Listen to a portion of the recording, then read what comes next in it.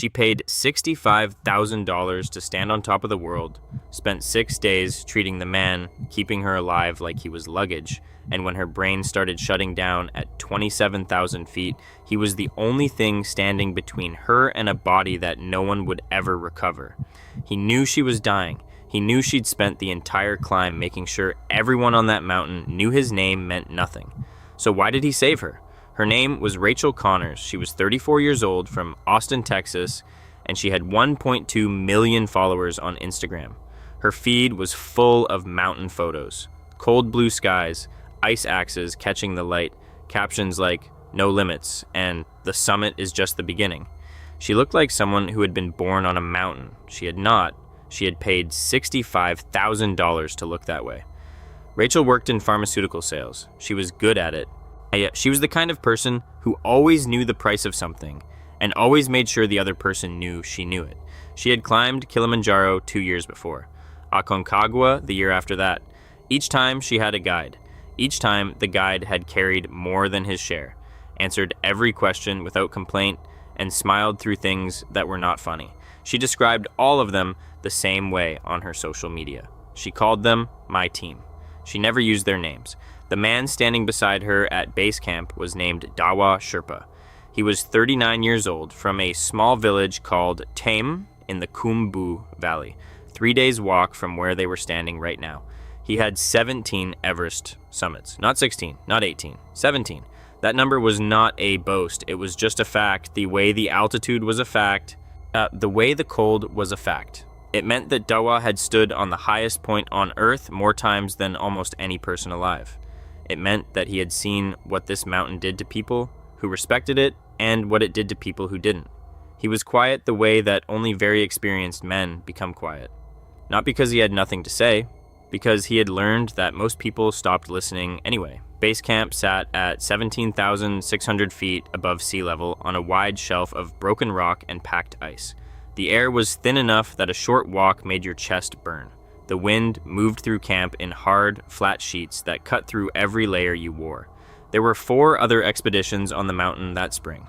Roughly 30 climbers in total, plus their Sherpas and support staff. Tents in rows. Ropes strung between poles. Yep, the smell of propane and wet nylon, and something underneath all of it that was harder to name. Something clean and empty and very, very large. They had been at camp for less than 2 hours when it happened. Dawa was sorting gear outside her tent. Crampons, harness, oxygen regulators, spare batteries. He laid each piece out carefully and checked it the same way he always checked equipment before a climb. Slowly, twice, 3 times if something didn't feel right. He had been doing this for 15 years. His hands knew the shape of every piece of gear before his eyes confirmed it.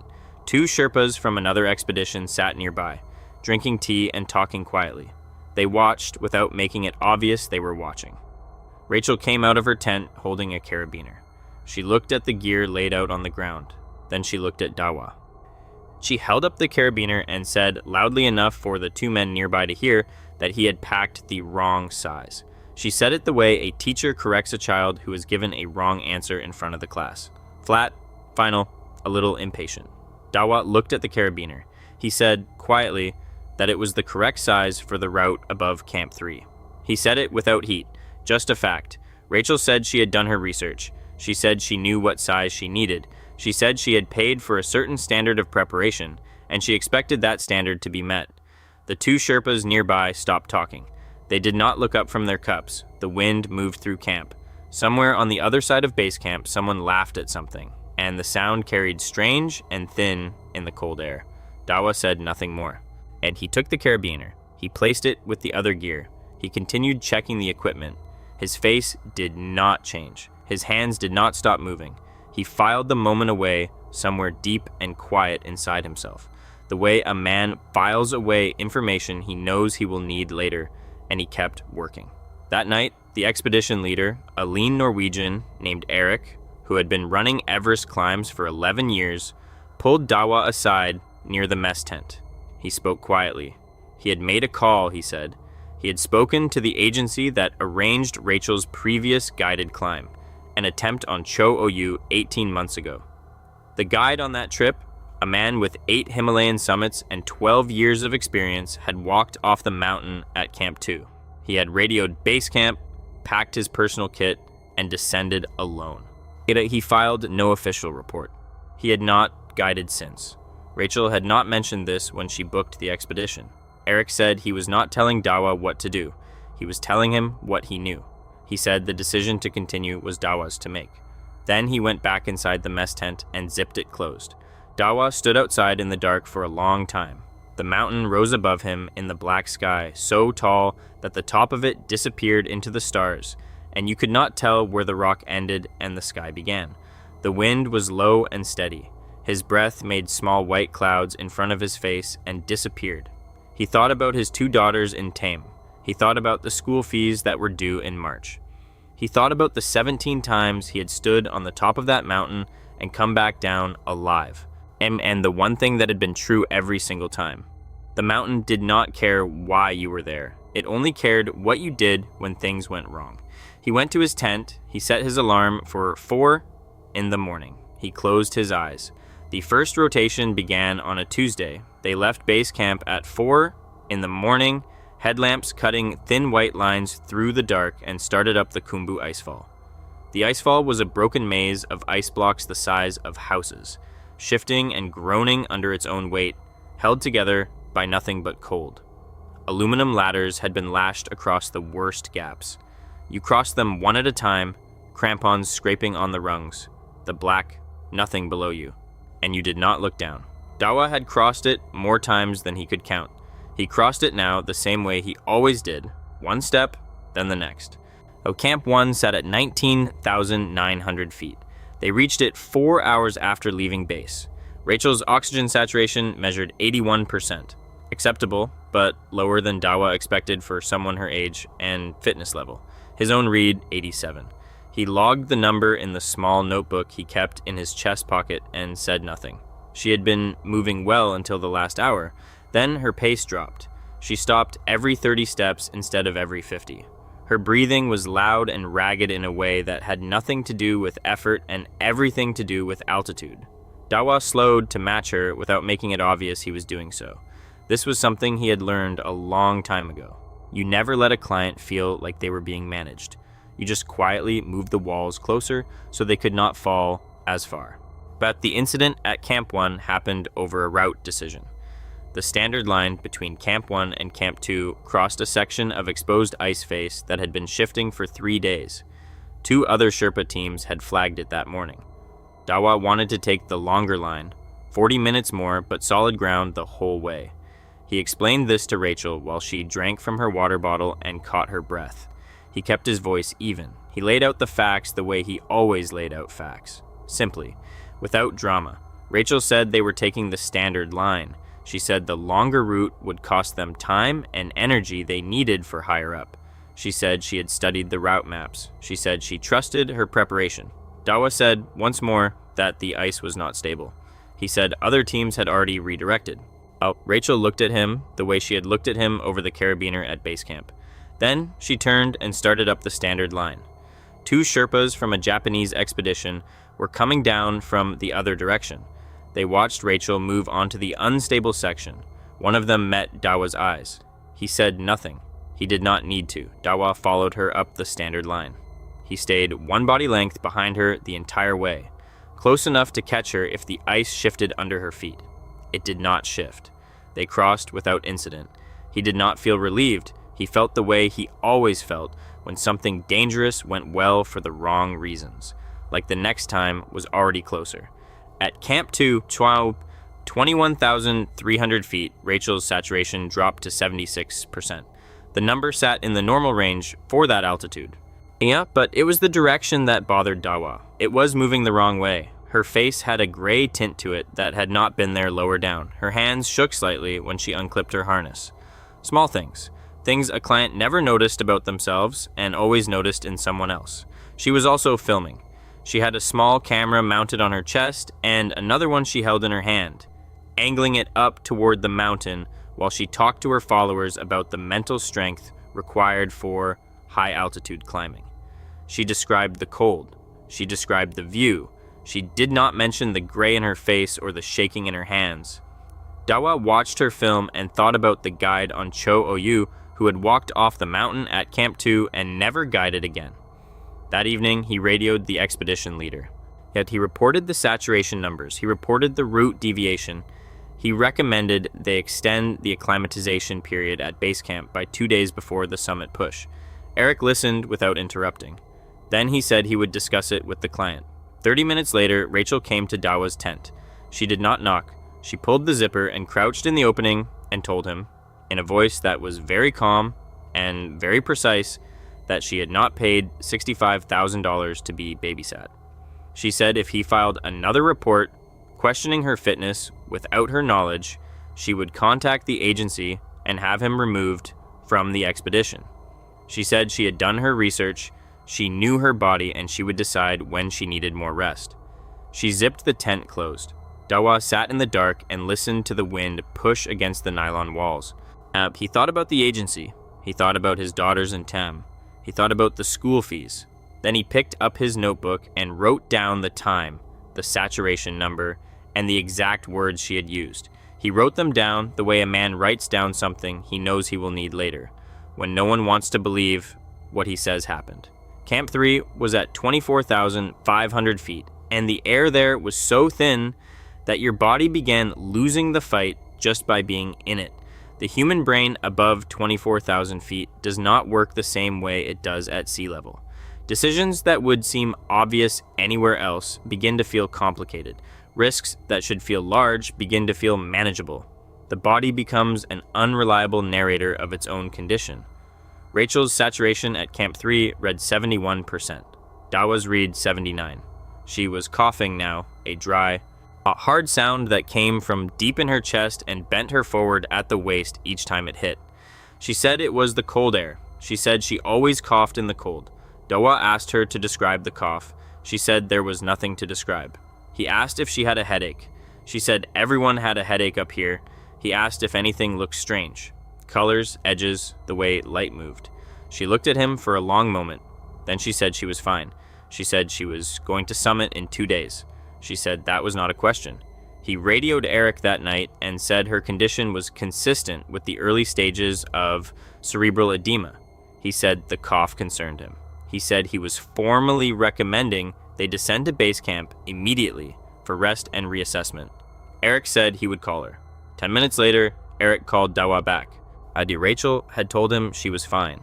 She had invoked the liability waiver. She had said the decision was hers to make. Eric said there was nothing more he could do. Dawa set down the radio. Outside the tent, the mountain was perfectly silent, 71%. A cough that bent her in half. A woman who had already driven one guide off a mountain and was now standing at 24,500 feet telling everyone she was fine. If she wasn't fine up here, she was going to be something much worse at 27,000. They left Camp 4 at 10 past 11 at night. The temperature with wind chill was negative 41 degrees Fahrenheit. The sky was clear and full of stars, and the mountain rose above them in the dark like a wall with no top. Dawa clipped Rachel into the fixed line and checked her oxygen flow. 2 liters per minute. Her mask fit correctly. Her crampons were tight. He checked everything twice the way he always checked everything twice, and then he started up and she followed, and the mountain swallowed them both. For the first 90 minutes, she moved well enough. Slow, but steady. The fixed ropes guided them across the exposed ridge, and Dawa stayed close, one body length ahead, setting a pace she could match without burning through her reserves too fast. The wind was manageable. The ice was hard and good under their crampons. At 27,000 feet, the sky begins to look different, darker, even at night. The stars sharper. The air so thin that each breath gives your body about a third of the oxygen it would get at sea level. Even with the mask, even with the flow turned up, your blood slows, your fingers go first, then you're thinking. Rachel stopped at 27,200 feet, not to rest. Wow, she just stopped. Her legs were still under her, but she was not moving, and she was not responding when Dawa turned and spoke her name. He climbed back down to her and put his hand on her arm and said her name again, louder this time, and she turned her head toward him with a delay that was too long. Her eyes were open, but they were moving in a slow, drifting way that had nothing to do with looking at anything. Her oxygen saturation read 54%. At 54%, the brain begins to shut rooms off one by one, like a building losing power floor by floor. Dawa knew what 54% meant. He had known what it would mean since Camp 3, since Camp 2, if he was honest with himself, since the moment Eric called him back and said there was nothing more he could do. He turned her around. She did not fight him. She did not do anything. Her body was present and her legs still moved when he guided them. But the person who had spent 6 days telling him what she knew and what she had paid for and what she expected was no longer making decisions. The mountain had taken that from her as cleanly and completely as if it had reached down and lifted it out of her hands, getting a conscious but non-functional person down a fixed rope on a 45-degree ice face in the dark, alone, at 27,000 feet is one of the hardest things a human body can be asked to do. Dawa had trained for it. He had thought about it on every climb. He had hoped he would never need it. He clipped her into a short tether attached to his harness, positioned himself below her on the slope, and began moving down one anchor at a time. Her weight pulled against him with every step. The wind had picked up to 35 miles per hour. The spindrift came off the ridge in flat, hard sheets that cut across his goggles and filled every gap between his layers with cold. At 26,800 feet, she became partially conscious. Her first words were not thank you. They were not help. She said in a voice that was thick and slow but unmistakably hers that he was moving too fast and she needed him to slow down. He did not slow down. He kept moving. She said it again, and he said nothing, and kept his hands on the rope, and kept placing his feet, and kept pulling her weight down the mountain one careful step at a time. At 26,400 feet, she slipped. Her crampon caught a rock edge wrong, and her legs went sideways, and her full weight dropped onto the tether between them.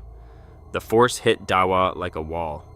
He had his axe planted and his feet braced, and he held. His shoulder took the load, and something in it pulled in a way that sent white heat down his right arm. He held. He didn't fall. He waited until her feet were back under her, and then he kept moving.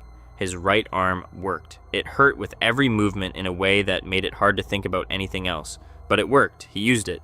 He did not stop to assess it. There was no time and no space and no version of stopping that ended well for either of them. They reached Camp 4 at 3:40 in the morning. 2 Sherpas from a South Korean expedition were awake and saw them coming and came out to help. They got Rachel inside a tent and onto a sleeping bag, and one of them put a fresh oxygen bottle on her mask and turned the flow up to 4 liters per minute while the other radioed base camp. And her saturation came up slowly, 58%, 63, 71. Her eyes began to focus. She looked at the roof of the tent for a long time. Then she asked where she was. Dawa sat outside in the snow with his back against the tent and his right arm across his lap. The wind had dropped. The sky in the east was beginning to go from black to dark blue, that first thin line of color that comes before anything else.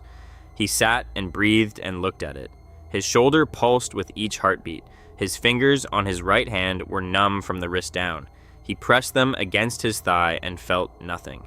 She was evacuated by helicopter 2 days later. Severe cerebral edema, partial hearing loss in her left ear, 3 toes on her right foot lost to frostbite.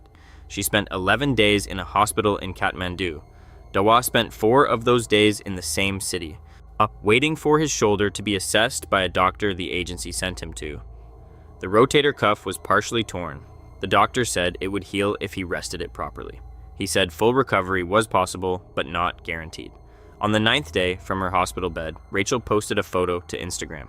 It was taken somewhere below Camp 3, looking up at the summit ridge. The sky was that deep, perfect blue that only exists above 23,000 feet, and the mountain looked exactly the way people imagine it looks.